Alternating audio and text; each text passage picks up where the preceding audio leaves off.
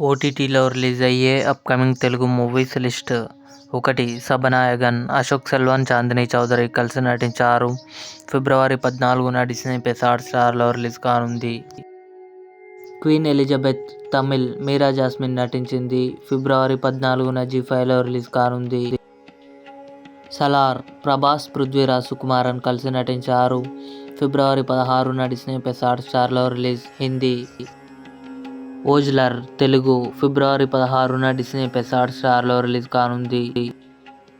The Kerala story. Adah Sharma నటించింది. ఫిబ్రవరి 16న జీ5లో రిలీజ్ కానుంది. Mission chapter 1. ఫిబ్రవరి 16న నెట్ఫ్లిక్స్లో రిలీజ్ కానుంది.